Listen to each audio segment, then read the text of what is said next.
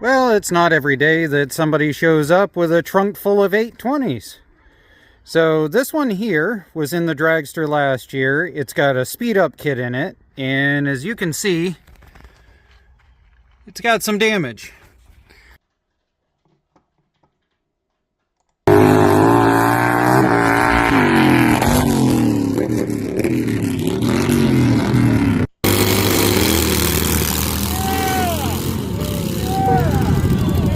Can't find them, grind them.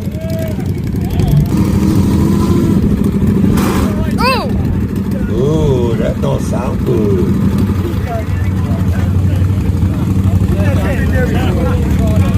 Yeah. I think the Barracuda has found a shark. So this one's got a 3/4 inch shaft. That one's got a 5/8 shaft.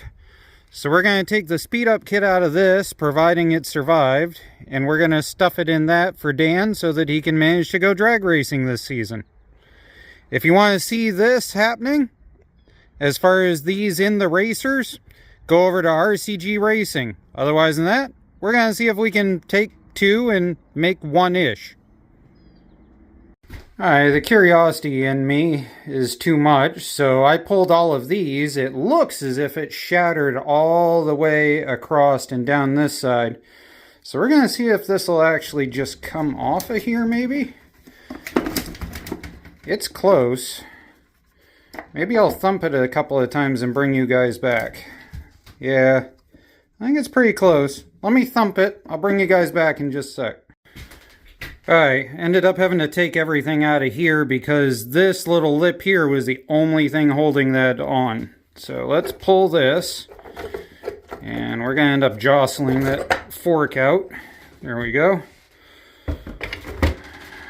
Now let's see if we can see any carnage right off the bat. I don't see anything right off. That is spinning. I was expecting to see fourth gear blown out because that's what he launched in. You can see the wear where he's been drag racing it, but it's nothing overly too bad. So if we come back here, this is your speed up kit. Let's pull the rest of this.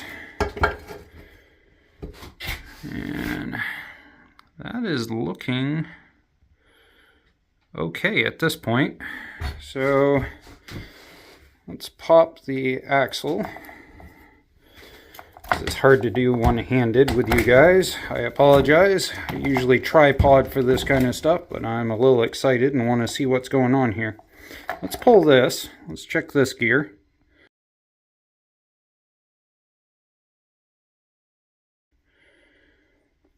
And there we go. One notation, if you're doing these 820s, if you look at this cap, it is a directional cap. So the thin side goes down when you go to put this together. And so here's the other side of the speed up kit. We'll pull that. That's your shift fork, by the way. So let's pull the other side of the kit up and spin it. There we go. There. Yeah, there's nothing. There's no teeth missing on that. That's all good. There's nothing broken.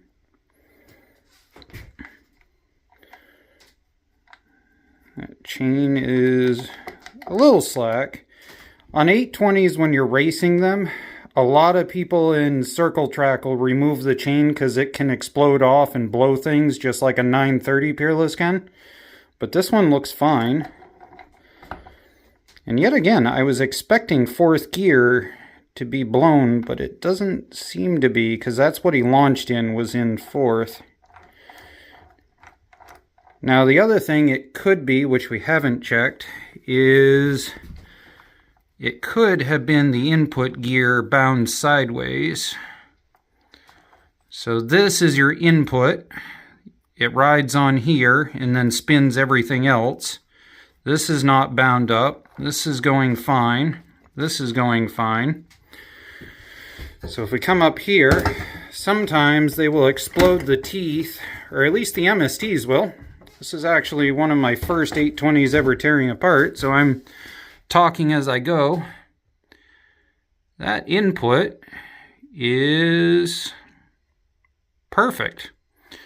So on an MST, a lot of times you'll blow the top of the case because you'll snap a gear on this input and it will bind sideways against this and it'll blow the top out of this section of case. Now usually if this side blows, usually it's fourth gear in an MST, which is what I was expecting here because they share a very similar setup. And we thought that maybe the Speed Up Kit gears had bound up and caused the issue, but they seem to be perfectly fine. Off camera, I'm going to pull these and put them into an ultrasonic cleaner, and that way I can verify everything. But so far, I haven't seen anything that would indicate to me that it exploded outside of just it torqued up and decided it was its last day to care. There's no teeth here bound up. Everything there is fine. That's spinning great. It's actually spinning really good. Well, we'll throw everything into the ultrasonic cleaner, totally bath this. What we're going to do is we're going to pour all of this off into a coffee filter and spray it down into a coffee filter, because you never know, there might be a tooth in the bottom of this that we haven't found that did the binding, and then we'll go from there. Always, always, always remember to find the shift spring and the shift ball. They go right there in that hole that comes through right there. Always find those and set them aside. So at this point, we're going to do cleaning out the grease, cleaning out the grease. Everything in here is going to go in the big giant VEVOR parts washer. This is going to get cleaned off with brake cleaner as best I can. The inside of the case gets scraped out. Now, the reason we're doing all of this is a speed up kit for an 820. So these gears here get replaced with these speed up kit gears. And what this does is, instead of having to run like a 4-inch pulley on your transmission and a 10-inch pulley on your engine, the speed up kit allows you to run like a 6-inch pulley on your transmission and a 6-inch pulley on your engine and get the same amount of speed out of this setup. That's why it is you speed up kit an 820. This also makes it much easier to swap one of these transmissions and go faster into anything that's a Craftsman or a Poulin AYP style chassis. Okay? Now, time to pull that, throw it in the parts washer, add a whole ton of Dawn dish soap, come back to it in a couple hours.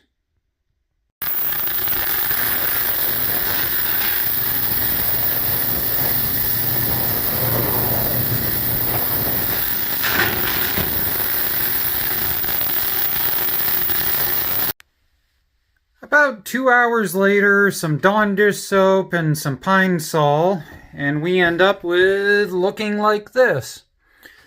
So now we're going to grab some form of a scrubber and some super strength mean green, and we're going to scrub these all up, get them clean, take the case, put it in here, scrub the inside of the case.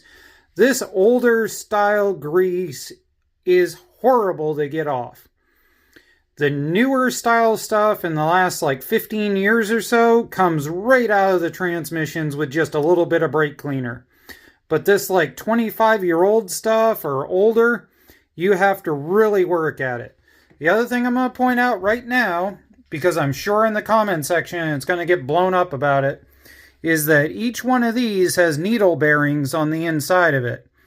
And they're all going to have to be pulled off, sprayed out, and repacked with grease before you put the transmission back together. So right now, we're going to do the boring part of getting covered with this sludge. But 2 hours in this took off about 80% of the really old grease. if this was newer transmission with, like I said, the newer style grease, all of it would have been almost off already.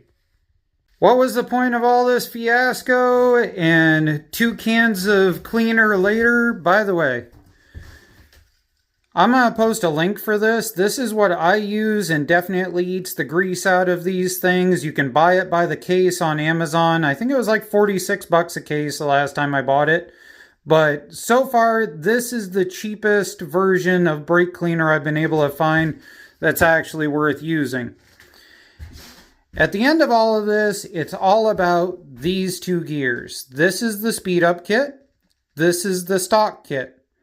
So, if you're trying to go and make a lawn tractor faster, you make your engine side bigger, you make your transmission side smaller. It is the same thing in a speed up kit. This is your input gear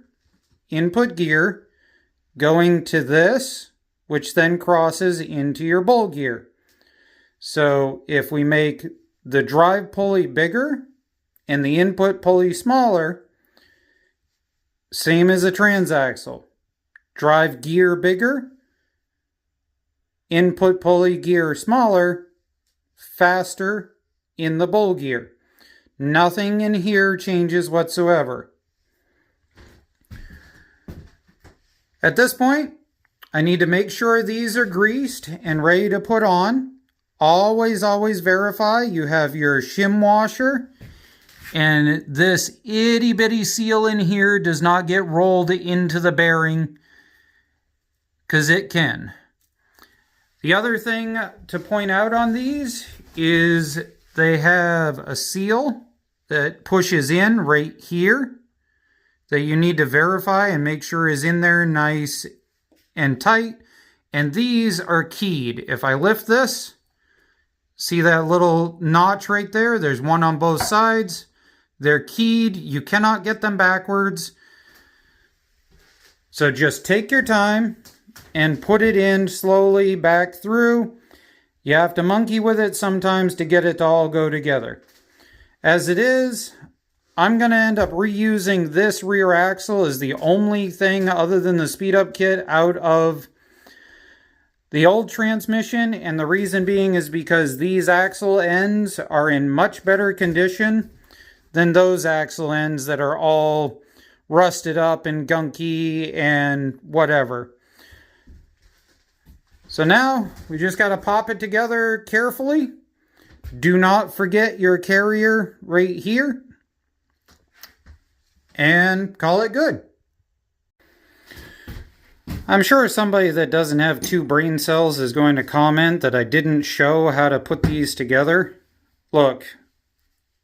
See that? It's got like a notch. You put the notch down.